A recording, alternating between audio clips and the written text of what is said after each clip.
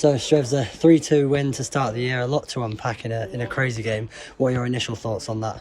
Well, I'm just so proud of each and every one of them, the effort and the commitment to play for 50 minutes with 10 men and to be ahead and then them get back to 2-2 late in the game, and probably I felt deflated, but the resilience and the belief that he did to keep fighting for each other. And Danny was disappointed not to start, and the composure he showed in the 93rd, 94th minute, probably only he would have done it at that stage. He's so cool in them situations. Finished it brilliantly, and then the scenes to see all the boys going mental. One of our players gets subbed for celebrating on the pitch. 94th minute, you just scored a winner in a local derby and you get booked for it. It's like, can't have any emotions. I had emotions. I wish I was on the pitch as well. Unbelievable scenes. Brilliant. Really happy for the boys. Really happy for the collective, because we had loads missing today and how hard they worked for each other.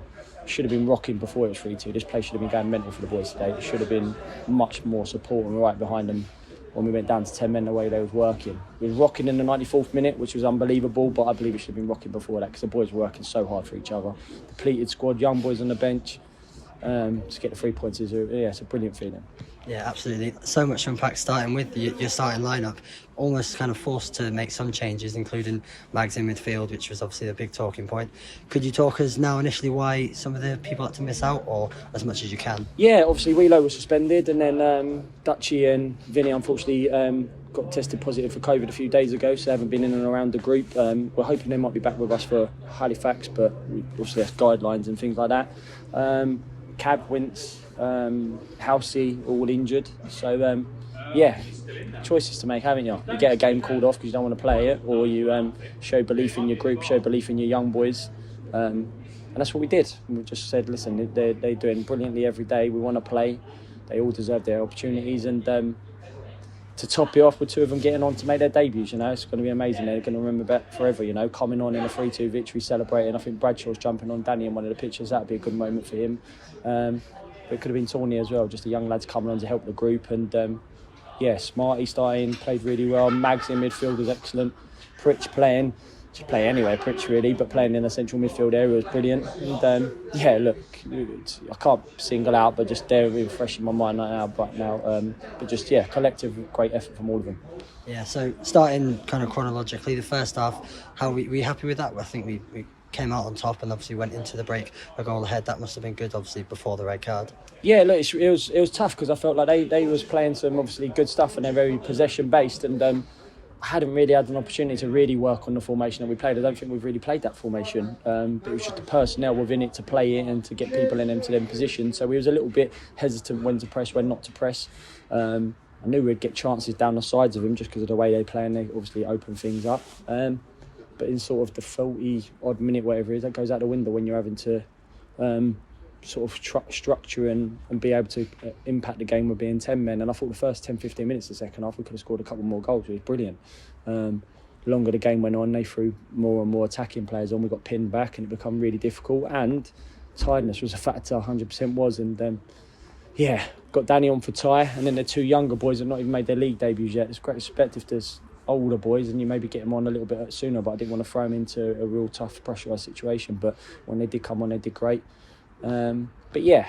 Contrast and emotion throughout the game, but amazing feelings at the final whistle. Yeah, absolutely. On that red card, obviously, we have to talk about it. Is there too much you can say on that at the minute? Have you seen it back? Or I just got to properly watch it back. But just think we're living in an age now where it's sort of aloof. You just can't talk to him. Try talking to him at half time. I'll go in and speak to him after.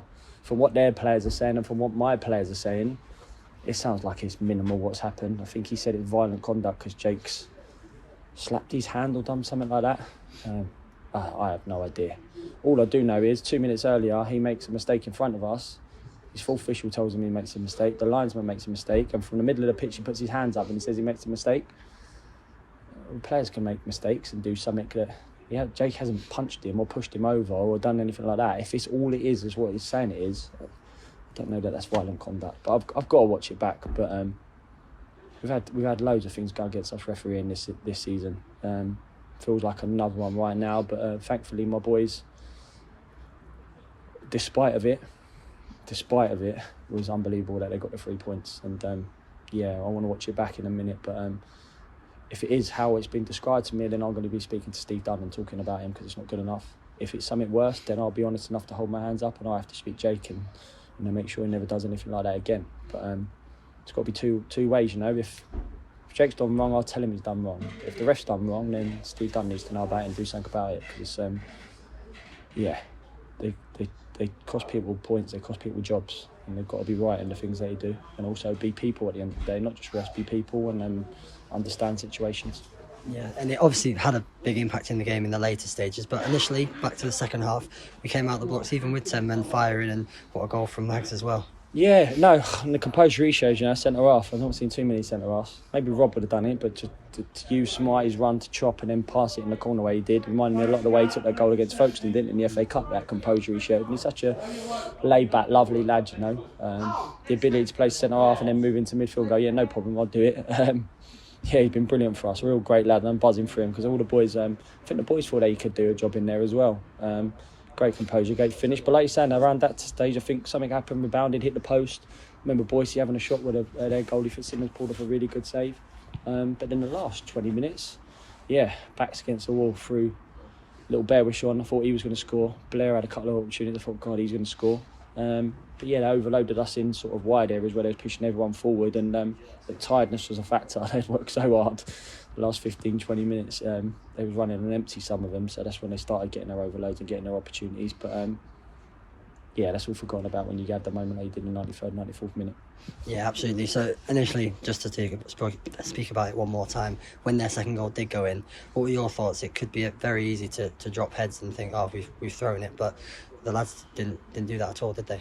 My reaction was to make sure the people behind me started cheering the boys on and getting them going and helping them, because trying on the touchline, the boys all on the bench or with him, they need to go with him at that moment, because that could have turned into losing 3 points. They could have easily got another goal and done us 3-2 there, but get behind them, support them, encourage them. That's what we was doing. We was just trying to do that. That's all you can do from the sideline. You're in the laps of gods. You don't know what's going to happen. You just got to believe in them, keep pushing them on and helping for them. Like I'm saying, it's just, I wanted everyone behind them. Earlier than that, it was unbelievable scenes. I loved the 93rd, 94th minute, everyone going mental. But I wanted people really behind them in the 60, 70 minutes. I'm frustrated at that today, I really am, because they every one of them deserved that support and that commitment. And when you're getting tired, you need people there in them faces when you're looking at them going, come on, you can do it, keep going, come on, keep going. And really, really drive them on. That's what you need. We're all human beings. You need that support and that help. Every single one of them worked as hard as they could today, and regardless of whether it's been 0 points, 1, or lovely that it's fact it's free, they couldn't have given any more in that second half. And I'm buzzing for them that it's free, but it could have gone anyway at that stage, couldn't it? So Thomas come on and Bradshaw come on, and I was just shouting them to run around, and they did. They run around. But the scenes at the end, Smarty running on the pitch celebrating is unbelievable, great thing, and he got booked for it. It's crazy, isn't it? It's got the 94th minute, you're celebrating with your teammates in a local derby, you get booked for it. Crazy. Well, it sums the day up, crazy. Absolutely, and like you said, fantastic scenes. How good is that to take into Halifax next weekend? Yeah, I've got to truthfully get through today myself, because I felt like I spent some energy today on that, and then assess Jake's stuff with the same thing, everything's going on with the other boys with the COVID, the injuries, this, that and the other, but to get them to home victories to lead into going away to Halifax. And I haven't looked today in the league, but the last time I looked they were second, so he's definitely one of the managers in this league I 100% respect. I think he's doing an unbelievable job, lose some good players like we have done in the past and rebuilds and goes again. Tim and Luke Garrett at Bournemouth, they're the two, truthfully, right now I look at them and go, wow, they're doing unbelievable jobs. They're doing like what we're trying to do, compete against all these massive teams. Full respect for the job Peter's doing at Halifax, and it'll be a tough game, real tough game, but relax tonight, maybe have a drink to celebrate the new year, recover tomorrow, back in all together on Tuesday, see who needs help patching up, and get ready for the second half of the week. But happy new year to everyone, and thankfully starting with 3 points.